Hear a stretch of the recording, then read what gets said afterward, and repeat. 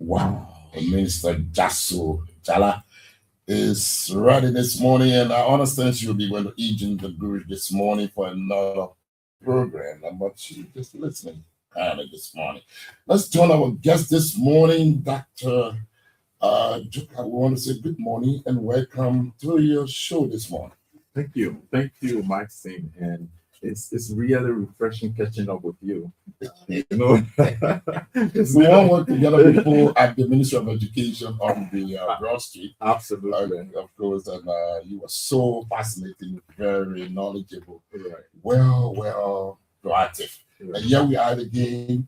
I say with you. Well, I'm doing well, and the Civil Service Agency is up and running and doing very well. 2 years now. I'm grateful to God for the opportunity, for the endowment. Everything that we do at the Civil Service Agency is from a collective and a team approach. We have wonderful people, experts, specialists in different fields.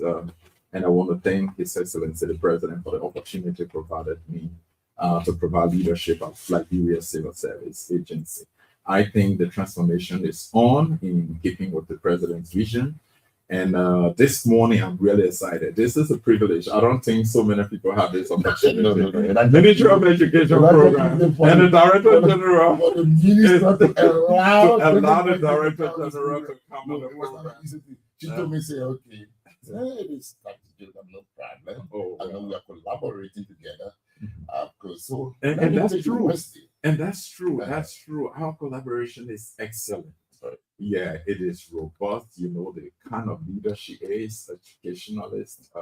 I always used to say, Maxine, you remember when I was at the ministry that one time, in fact, I wrote something that brought me over to the minister's office, Dr. Pato's office, and he read it and he sent for me and said, well, you are here as a consultant on the UNICEF project to help us with developing the project proposals and developing the programs for, the girls' education program, bringing parity between the girl child and the boy child, completing basic education. So I always say that education governance is very critical. When you have a leadership, that knows exactly what to do and what programs, to target and how to make the interventions, professionally, robustly, and effectively, you'll succeed. And that those qualities are in the current Minister of Education. And that's why I respect her so much. Dr. Jasu Mali Jala, I will congratulate her for the beautiful work she's doing. She and her team at the ministry. And probably that's one of the first questions you want to ask. Are you married to the current education? Been in the education system for a very long time. Yeah. And you work with us, you read some books and things like that. But as you look at the education system for now, what is your assessment? What do you think that the president just said, excellent, okay, they are excellent for now. Yeah. And Ellen Johnson said she impressed. Yes. You now, what's your own impression about I am also profoundly impressed. I am impressed. Okay. And I'm not just throwing words out there, but the minister is very strategic in her approach. First, at the bottom, the foundation of our educational ladder, is early childhood development. Yeah. It's not just early childhood education, because early childhood education, cognitive development, social development are embedded into what we call early childhood development. And I really appreciate the fact that the minister specifically targeted that to expand it, to strengthen it with infrastructure, with content, looking at curriculum and everything. I think when we have a solid foundation, when we give the children a solid foundation, that forms the basis for a resilient education system, for a powerful manpower development in our country, because only educated, informed people are able to transform this nation.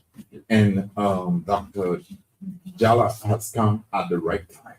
And I think that strategic intervention at the ladder of our educational system is critical. And I'm so glad that she's not leaving anything untouched in this process, and that the investment at that level is robust, is effective. And I can assure you that what the president is talking about us now being at excellence, he means it 100%. Because you can see the tangibles, you can see what's happening in the system, but not just at the ladder. Dr. Jala is leading, a profound reform in our educational system. That's what she is doing. She is looking at curriculum development. She is looking at monitoring, supervision. And Maxine, these are some of the issues we had before. Yes. And that we tried to work on through the fast track initiative when we started the post-war initiative. The first 10-year education sector plan, I was involved with rolling it out. And GSR, yes. And you was there. I was there. Yes. I can remember. And those are some of the critical issues we highlighted. Taking a comprehensive look at the curriculum, reforming it to align with the demands of our labor sector, the demands of our manpower development strategically. Now, so I am so glad that Dr. Jala's leadership has targeted these critical areas. Now she's looking at curriculum reform. She's looking at curriculum supervision and monitoring. She's not leaving it to the partners. She has made the ministry to take ownership, to lead the process while partners are supported. I think let me just come to you. Now, when you were at the Ministry of Education, before we get to our critical issue for today, you was working with girls' education. Right. That was a focus area. Precisely. Now, today at the Ministry of Education, the minister's first priority is girls and inclusive education. What's your impression about that? I am very impressed because, diversity, equity, and inclusion, my specialty for my PhD in industrial organizational psychology, even my dissertation, the effect of gender inequality in Liberian workplaces, implication to performance and well-being. And I highlighted the data is there, the numbers are there. And we have to be able to position women, strategically. Mental health is critical, and inclusivity is very important. And I have not only listened to her mention these things, stress these things, I've listened to her talk about the strategic interventions. How we can have inclusive workplaces, how we can have inclusivity in the classroom, embedded in the education culture. She has placed emphasis on those, and it is translated into policies that you are implementing at the Ministry of Education. So that is very critical. But I was talking about the overall education system. I talk about curriculum development. I talk about monitoring supervision. It's very effective. That's the content. That's the content that she also places emphasis on. And the technical vocational education and training, people like you talk about it, she's collaborating with the Ministry of Youth and Sports. But Ministry of Education also has a significant role to play in skills development, in vocational development. And that's going well through different vocations across technical and vocational institutions in the country. I'm not saying it's perfect. I'm not just saying all is rosy, but she has mustered the courage, and her leadership really has embraced that. And they are making these interventions that are quite laudable and that we need to be talking about.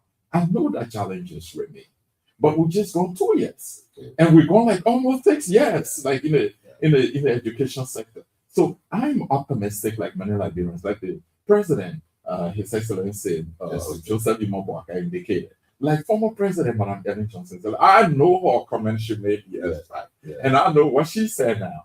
To give such impression about the educational system currently, it means a lot. It means a lot, and that's a pat on the shoulder of the Ministry of Education. But equally, so it's a challenge for them to rise up and do more. But we talk about content. Let's look at infrastructure. Infrastructure is another critical area you guys are very valuable. Very, very important. You're talking about the Excel program. I was at the launch, by the way, that was there. Now, Excel is targeting about 100 schools across the country, building the infrastructure, the building. That is a revival in the land for education. And also, we're talking about the foundation of our education ladder. Now, many people we hear me say education ladder, the educational is understand that, but the education ladder is our education system. You have the foundation, the early childhood, you have the elementary, you have the junior secondary, which is basic. It's called basic education. And then you have the senior secondary. Then you have tertiary college, university, technical vocational institutions. So usually those of us who understand the language of the sector, we call it the education ladder. So at the bottom of the ladder, at the bottom of the ladder, I am the first. my siblings, and I mean, I think I deserve that junior status. All right, so let me say that the infrastructure part, is something intriguing. 100 schools, if those schools come up, which I have no doubt that they're going to be built under the leadership of this dynamic minister, those schools will be built. And Liberia chose. Speak right now, the advertisement ongoing for the project coordinator, for the specialist, for the ME, for also the procurement specialist. The only thing I would say is that the civil service agency needs to be involved. And I know the minister is listening this morning because we have to bring the professional angle. We have to bring that professional angle in keeping with our structural collaboration between our two institutions. I just said that in passing, but I know that the minister has always, and we've related and collaborated on these issues. So the infrastructure part is very important. Now, those schools are going to strengthen the early childhood development program because these schools will be targeting elementary school students, and that will not be isolation of the early childhood. It will be all inclusive. Yeah. I mean, all inclusive programs. This is quite significant for childhood development, for cognitive development, from the start, for social development. It's going to be very, very important, very significant. Yeah. So I'm touched by that. Not only that, she's now looking at what the infrastructure at the level of secondary looks like in the country. Yeah. And talking about foundation also coming in. I'm aware. Yeah. And the minister invited me at that level. The Mastercard Support Initiative. In fact, there's a steering committee that the Civil Service Agency is part of. So this is an inclusive government supervision responsibility that I'm part of. And I'm proud. And I'm saying the things I'm saying. Director General of the Civil Service Agency, but I'm talking about education the way I'm doing. It tells you that the minister is now operating in silos. No, she has an inclusive approach, and that's what we are doing because the president has charged us to be transparent, to be accountable in our service delivery, and part of that is inclusivity.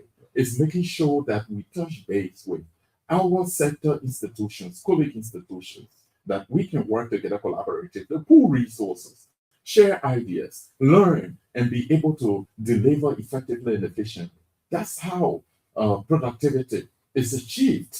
And I think the minister and her leadership, they are on course when it comes to that. Dr. Joka, of course, he's the CSA Director General, the Republic of Liberia. He had a lot of things. One of your positions here, let me just for other people understand as well. You also serve as the chairman of Health and Public Service Network of Africa. That role is going for 2 years, and I was elected by my colleagues from different African countries at the regional meeting held in Monrovia last year in March. In fact, our first anniversary is going to be this March. Wow. And in my capacity, I am helping to drive reform in public sector across the continent, Africa, and the health sector. And the reason why we say the health sector is because we are collaborating with healthcare institutions, ministries, and agencies providing healthcare services in African countries, specifically for the integration of healthcare workers into civil service systems. And one of the main reasons why Liberia was targeted because our reform has gone across Africa beyond our region. What we are doing to bring healthcare workers onto the government's payroll. This has not been something happening across African nations. And they see that it has become a reality in Liberia. And so they are using Liberia's model. As a matter of fact, I was just 3 months ago in Addis Ababa, where I presented Liberia's model of integrating healthcare workers into civil service system to ministers of health across Africa and the Caribbean, and then heads of public service institutions, like public service commissions, like civil service commissions in Addis Ababa, right there. And it was quite amazing. Wow. And this is being embraced hardly across. In fact, at that meeting, there was a side meeting that was held, convened by ECOWAS member states, where Liberia was also unanimously elected to lead the establishment of the ECOWAS Public Service Framework. The ECOWAS Public Service Framework. This year, yes. So currently I'm the chair. I'm the one Wow. leading the establishment of that framework. And this year, we are going to work with the Ministry of State, the President's Office. We're going to work with the Ministry of Finance and Development Planning, to make sure that that conference takes place, and it's going to be the Monrovia Declaration, establishing the ECOWAS Public Service Framework. Good. Whatever the framework is going to be called, I don't know. Good. But now, that's what currently my leadership as chairman of HAPSNA, the Health and Public Service Institutions, the Network of Africa, is doing, is driving across Africa. That's what we do. Let's come to our discussion for today's edition of the program, Education at Midweek. We have with us Dr. Joka. He is the CSA Director General of the Republic of Liberia. That I want you to please give us update on this issue of one child, one chair initiative. Absolutely. Again, that's another great intervention that the Ministry of Education is significantly involved with. Yeah. I can't tell you the historicity to tell you how it started, but I really got involved. You remember, I hate to be talking about this, but I need to mention it because it's about when the president in February of last year suspended a huge number of government officials, for not complying with the declaration. Yes, immediately the civil service agency, in keeping with this mandate, because when you are suspended by the president, CSA has to pay the payroll for all. Government officials, appointed officials, and civil servants. We have the payroll. So immediately, to enforce the president's mandate, we went on the payroll and we blocked all of the officials concerned.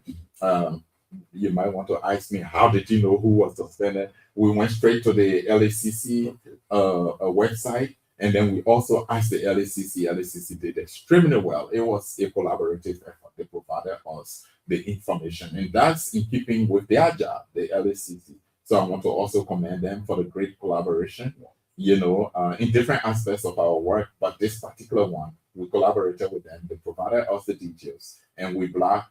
And then we were able to work with the Ministry of Finance and Development Planning. That's a critical part. Yeah. We asked them to help us work with the Central Bank of Liberia to create a special account, an escrow account.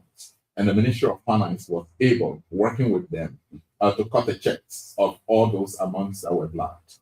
And we moved them over to the special account at the CBL. A little over 90,000 United States dollars was raised. And I immediately pulled down through the Comptroller and Accounting General's office the account statement and provided that to the president to inform me that this is what we were able to raise, after blocking those names. And the president immediately instructed the Civil Service Agency to work with the Ministry of Education and to use the amount, to apply the amount to producing chairs for school-going children.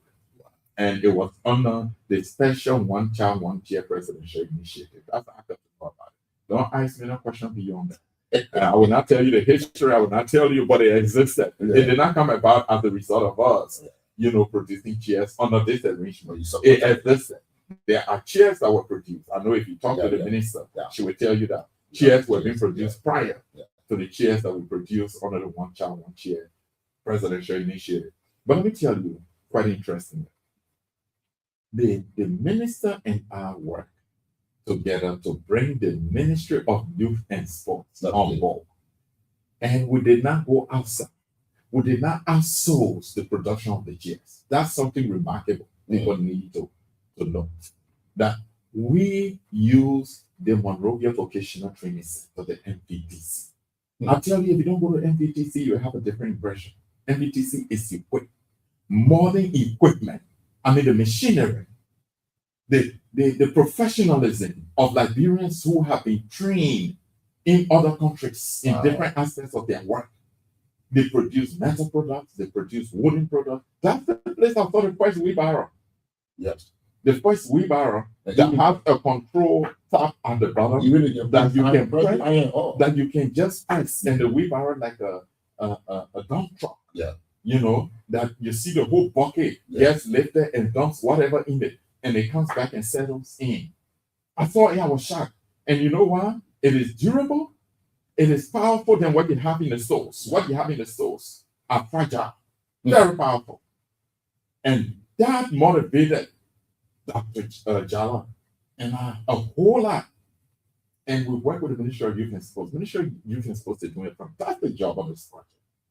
As a matter of fact, we have produced the first set. Last year, before the close of the year, you recall, at the Monrovia City Hall, the launch of the Excel project, we embedded, the handover of 525 modern desks and chairs. You see the president picture, the president and the first lady sitting in those chairs with the desks. 525. Now it's made by our own made by MVTC. Right, yeah. And right now, I'm telling you, they are now preparing for the second phase. Wow. For the second phase. And the minister of the Ministry of Education is going to lead the process of distributing these chairs to needed institutions across the country. That's not CSA affairs. Okay. That is Ministry of Education affairs. So I can speak to the chemistry in terms of how they're going to be distributed. But I know that they're going to be distributed, and school-going children would benefit. Bring decency to the system, to the classroom. All of those things are motivating factors.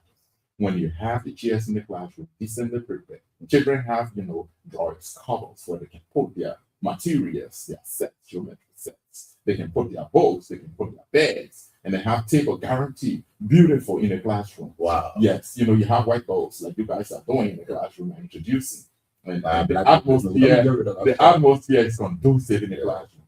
So this is modernizing the education system. Yeah. Okay, let's come to this one. What's the story about the volunteer teachers that you are working with the Ministry of Education and you're placing them on the payroll? What are the procedures? One of my favorites. Wonderful. One of my favorites. and you know why I love it? No. Because if you think from a humanitarian perspective, people working don't get paid. Wow. You're not talking about days, weeks, months. You're talking about years. It has to touch you as a human being. Maxim, a volunteer within the NCSS system before 2 years, and I've never got on payroll. Yes, I did. I started as a teacher. I started as a teacher. Yeah. Many of the professors I'm a witness. I started as a teacher.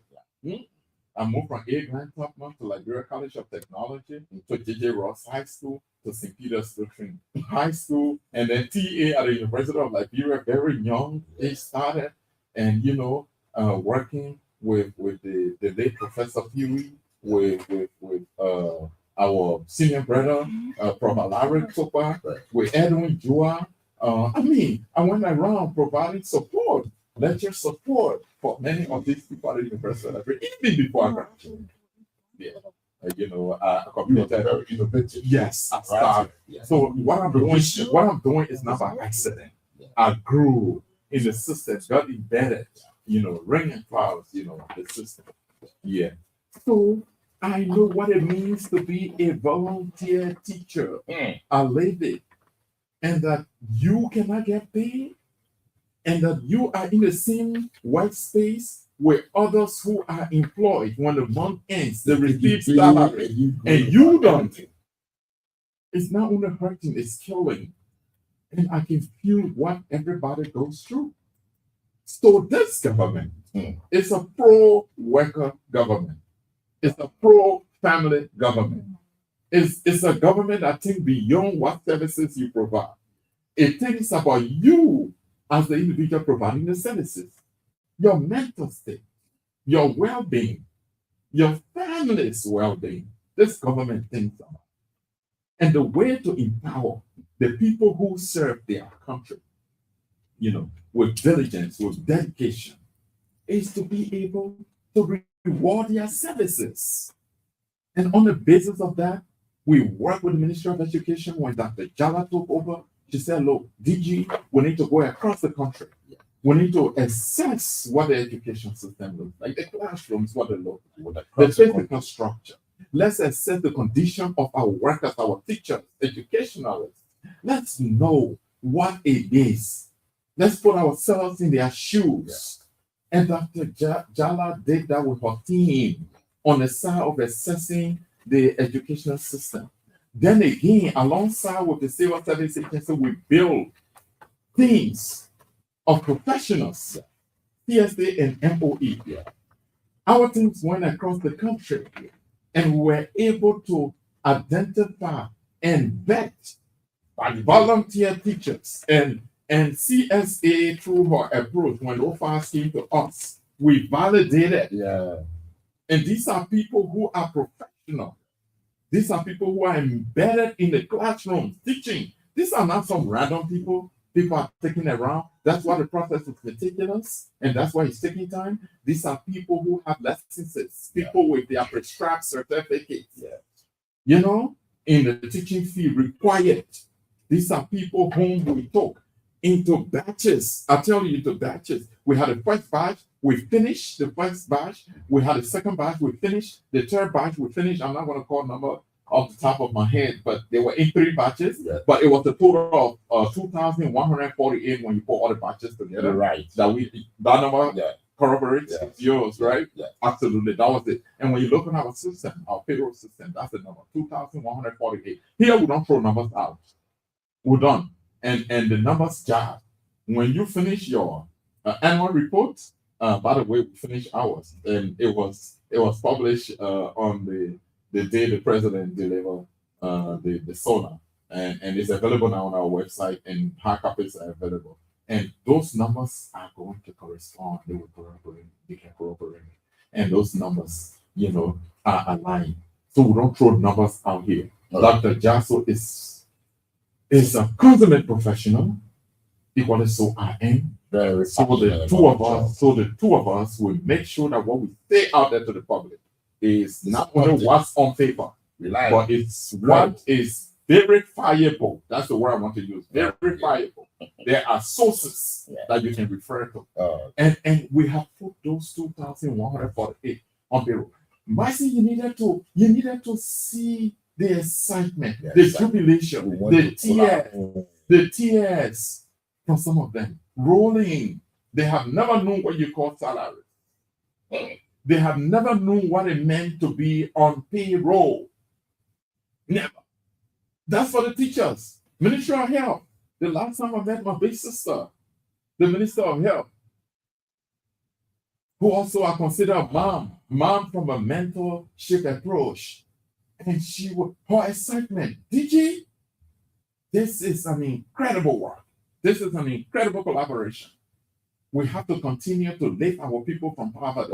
When you talk about lifting people from poverty, this is it. This is not coming to sit in studio and throw out numbers and call numbers that are even far beyond 10 times more than the totality of the population of our country. That is insane.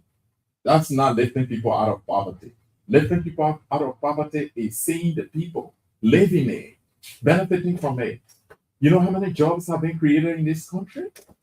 Short-term and long-term being created. I'm just giving you a tip of the iceberg of and in total, with that 3,406 volunteer teachers who brought the payroll. Are you saying that's not job creation? When they volunteer, they were receiving maybe little things out of people caring their humanity, but that was not reward for services. That was not legally. Now we have created those jobs. Before we go to the the minister started this year proactively by trying to Bomi County, expanding some, junior high to full-fledged senior high. Not only Bomi County, she also traveled to Lofa, my county. And expanding. And many people don't understand I'm from Lofa. They think I'm from Bump. And sometimes the debate you've been part and parcel. When we went to Kola home, the chairman for the volunteer teacher at the time, he was in tears. He said, my knee was now placed on the payroll. So what am I going to do with my position? How did the minister feel? At that moment. And the minister was there, the minister of finance was there. How did they feel? We were so excited. The entire community was excited. The women was jubilating and celebrating. You need to ask me about the nurses. That Ask we'll me, come to ask the me next about one. the healthcare They workers. want an education business.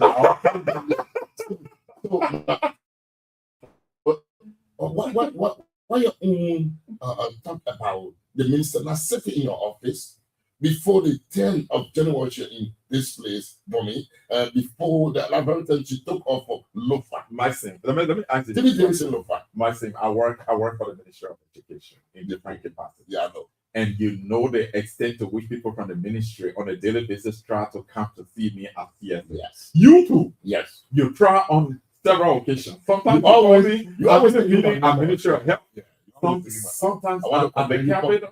So I go to the offices of spending entities. This is not a patronage kind of role that I play. This is a practical, it's a soldiering role. It's a role that is practical. I go to ministers. I go to my colleagues in shop, heads of entities. I sit with them. I create awareness on applying the rules in keeping with civil service regulations. There were issues where we started. A lot of people see me differently. Yeah, they think that, and some of them go as far as saying this guy is uncooperative. The guy, and some of them use the word quote unquote arrogant. I'm not. I'm one of the sweetest persons to deal with. Wow. Down to eye blitz. My thing, you know that. Very humble. You know that. Very humble. But the problem we've had in our country, once you decide to do the right thing, once you decide to apply the rules, to play by the rules, you are an enemy in every respect. So, and you know why? No. I have a courage, a powerful courage. And that's the part that makes them to feel that I'm arrogant. I'm not. And that courage is confidence. Yeah. It's confidence. You know how I keep my job, I maintain my job, is by doing it. Yeah, it's not about seeking favoritism. It's not about praying to God, asking for favors. It's about making sure that people who are qualified and need a job, they get a job. It's about making sure that people who are round holes in square pegs, that they are removed and placed in round holes. That square pegs are placed in square pegs. In our society, people have never been accustomed to that. They are not used to that. The moment you do it, you are an enemy. You are hated. But you know what? To be frank, it's not all arrogance. But I don't focus on that. I don't focus about how people feel about how that particular action, affect them. Because if you don't do it, the job doesn't get done. It doesn't. Dr. Jala is a victim of that. Lafayette Giddings is a victim of that. Sadiq Tyler is a victim of that. Heads of entities and ministers are victims of that chronic ecosystem mentality. That this country, let's just leave it, let's just do it, and I'm my sister's son, I'm my brother's son, let's just do this and that. Yes. The person deserves the job because they are Liberian. But the fundamental question is, are they qualified to do the job? And if they are not qualified, we'll put them in a role. What happens to the overall productivity of the government? What happens to the productivity of that particular entity? And what happens to the regulations? What the law says? It says the civil service agency is the chief advisor, human resource advisor to the government of Liberia. That is why entities in the SOE sector, they call me and ask me for advice. They call the CSA. They ask the CSA. That is why the president's office, I am running up and down to the president's office to advise my colleagues there at the Ministry of State on these matters. That is why my colleagues ask me from different spending entities on what to do. So we're creating an awareness. Look, this thing is not to do your job. We have nothing to do with your core functions. But anything on human resource management related issues, let's compare notes. The role of CSA fundamentally is to support and is to make sure the right thing is done as far as human resource management. So I asked you earlier regarding the minister visit to Bomi. I appreciate it. I was trying to lay the premise, but it became so long. So forgive me, And the point I'm trying to make is that we don't sit in our offices. We don't sit. The job is only being done because we are out there. Okay. The minister is out there, engaging with the things that matter. Okay. Now I am out there, engaging with the things that matter. How many times have you gone to Honorable Giddings' office and sitting in his office? If he's not at the place they're doing the overhead pass, he's somewhere in Grand Cape County where they're doing the road, or he's on the local road that is being done, or he's in the southeastern region assessing the road projects. And then how do we sit in the office and get a job done? It is not possible. We have to engage with why is President Walker succeeding? Why is this government succeeding? Because you have qualified people who the president has entrusted with delivering upon his mandate, his vision, the red agenda for inclusive development. It is on course, and everything we are doing, they are strategically aligned with the pillars of the AARD. Okay. Now, before we open the line, but someone just texted me and said, could you comment on the procedures of dismissing people? Maybe people working with certain entity, and you've been the director general right this morning. That is very critical. Dismissing people that is from your entity. That is strategic, and not from not just my entity, but across the spending entities. Yeah. And once the spending entities, there are 107 total, because we have created new entities. When I talk about it's 103. Now 4 new entities have been created during the past 2 years, and now it's 107 spending entities. These are entities that receive money directly from the government to deliver their services. And the CSA has HR management responsibility support to these entities. Now, there are established regulations. In the executive, we are governed by the standing orders for the civil service, which you know. Yeah. In fact, one time I was in the minister's office when somebody called and was saying something contrary. I was so surprised. The minister said, no, hold on. I know when you get to her. Okay. She said, hold on. I have my standing orders right here, right by me. Let me look at it and read it. Yes. The standing orders for the civil service govern the civil service. It is drawn from the act establishing the civil service agency. Okay. Yes. And also it is supported by the Human Resource Policy Manual that guides all human resource activities within the spending entities. It has procedure for suspension of civil servant, procedure for dismissal, step by step, provision by provision. It has a provision for transfer of employees, inter and intra, that is between agencies and within the agency. Then it provides for an independent and effective grievance complaint management redressal, meaning a platform for grievance and complaint management. When we took over, the Board of Appeal of the Civil Service was not activated for 18 years. It was not just during the previous administration, but for 18 years it was not activated. And you know what previous heads of entities did? People were fired arbitrarily, people were suspended arbitrarily, people were just transferred based on informal networks and personal connections and things. It was not based on valid reasons. So the first action we took at the civil service, we work with the Ministry of State, and the president constituted, activated the Board of Appeal. It is independent. So the hearing team of the Board of Appeal is active on a daily basis. They hear cases of dismissal, cases of suspension, cases of transfer, cases of wrong treatment of civil servants. Maxine, I will tell you, for the last 2 years, we have reinstated about 80 civil servants to their positions.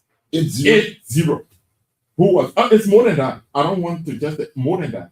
Wow. More than 80. These are people who were arbitrarily dismissed, people who were arbitrarily suspended. And you know what that has done? It has boosted the confidence of employees that you don't have to be looking over your shoulder when you're working. There is now this job security guarantee, but equally so, we hold civil servants accountable.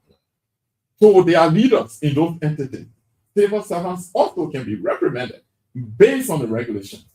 And these are the things that when we apply, it becomes an issue outside, because by right, you are just supposed to let it fly. When these things happen and the civil servants are affected, just let it slide. Don't talk about it. No, but we're not going to let it slide, even though that happened before we took over, but we have to apply the regulations. Okay. Yeah. God, thank you so much for giving us some insight regarding your grievance committee there at the Civil Service. And we want to say thank you so much for coming this morning to talk about the relationship between and the collaboration between you and the Ministry of Education. Could you kind of allow us now to open the line? Absolutely. 077212197 is the number to call this morning. Clear your chest. The CSA Director General is here. Dr. Joka is here, Jr. Of course, he's sitting pretty this morning to take your call. Let's take our first caller this morning. Good morning and welcome. Good morning, sir. Yeah, your name and where you calling from, please. My name is Haji Ibrahim, calling from Nigeria. Let's hear you. Thank you for the proper discussion this morning. I'm happy and I'm listening to the conversation here.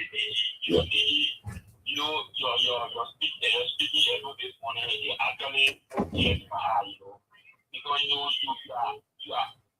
extraordinary, excellent to the extent when you're speaking, you can see the capability and the ability that is in. So I want to say thank you for the show dedicated to continue to do the hard work that the president gave you the authority to do. Thank you very much. Okay, let's take the next one. Good morning. Good morning, sir. Your name and where you calling from, please. So I am Bentia. I have a concern. Where are you calling from? I'm calling from Sano. Sano Kandi. Go away from the receiver. Go away from the receiver, please. Yeah, okay. My question has to do with who's arrested to the director. Instead when he have a group over to other for education. Yeah. Get five occupy the same position, but they are paid different salaries. Is that really fair? Okay. When you say I'm an ME, they don't make that ME, but I'm ME. If I'm a restaurant, making $2 making $100. Okay, thank you. You answer that. Let's take the good morning. How do you do your name and where are you calling from, please? Oh, Grand Peter. Yeah. Thank the Minister of Education and the DG this evening. You know, any leader that doesn't listen, now good leader. Okay. And I believe the Minister of Education is a good listening minister. Okay. And I believe she will do well. So the DG, thank you for your hard work in the civil service agency. Okay. My question to you, are you aware of the 70,000 jobs that are created by this government? Thank you. Okay, thank you. Let's try to take the next caller here. All right, 077712197. We can do 3 more. Then, of course, we go back to the DG to address this thing. Good morning. Yes, good morning, sir. Your name and where you calling from, please? Yes, good morning. My name is Alexander Mufata Jr. And I'm phoning this morning from GS0. Okay, let's hear you. Yeah, I just want to say good morning to Dr. Joker. I refer to this morning as the American Games, director of the CSA. I'm very much impressed about his deliberation this morning. Okay. And Dr. Joker has convinced me that the CSA had a real cardinal role to play to Liberia because over the last years, they don't know that the CSA has powers, deterrents, or regulations, making sure that references are done in government. So I just want to applaud you for his leadership. Thank you. Let's take this one. Good morning. Good morning. Good morning. Yeah, Jamel, how you doing this morning? Thank you very much. Okay, let's hear you. My name is Jamel, and I want to just state there for the record that having an influence in public service capacity, I'm not seeing no consistent, no focus, no progressive DG of the civil service like Dr. Jokai. And I just want to open this say to him that Dr. Jokai, we appreciate what you do at the civil service. History is going to be very kind to you for bringing sanity to public service. And he says something that really got to me. He talks about very consistent, very focused, very encouraged. Encouraging guys to do the right thing in this country. People are watching him. You are seeing a lot of people criticizing him, talking a lot of things about him. And he's arrogant, but he's not arrogant. I work with the National Civil Service Association as the deputy program director. So I've been for this 40 years, I've been faced with people bringing complaints about going dismissal, warning, and everyone abuse. But since he took over, he has taken seats on that matter. So I said, Dr. Jokai, thank you for bringing sanity. We're watching you. You keep focused to do the right thing in our country because we don't like the right thing in our country. But thanks for making sure that. Thank you. Another person is on the line. Good morning. Good morning. Yeah, I do this more. Is this more? Hello? Yeah, sir. Okay, let's hear you, Tuba. Yeah, just look back from back. Okay, let's hear you this morning.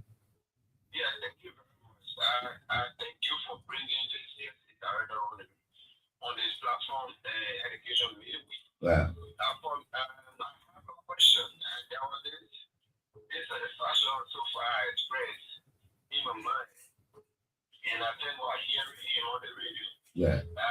I saw that the president report carried over 3,000 health workers in the country increasement in salary, and then the nasty from the end of education as well. The kind of education platform, it will be prudent for us as who in education to ask them why is it education being one of the most outstanding and deplorable entity of our country does not have that kind of opportunity to be increased as civil servant as well. Okay, thank you.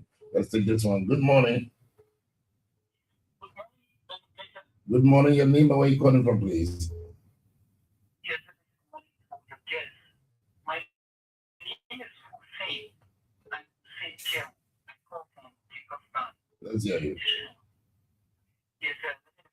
Yes. So, you spoke collectively and with distinct clarity. We have find two questions.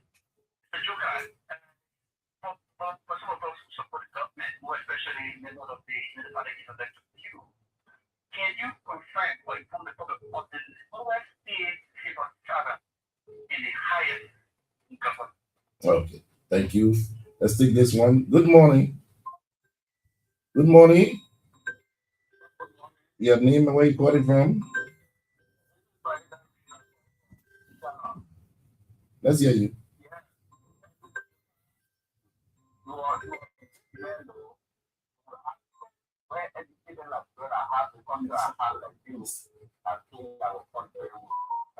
Okay, thank you. Thank you. Let's take this one. Good morning. Good morning. This is Dr. Johnson. Yeah, Doc, good morning. How you doing this morning?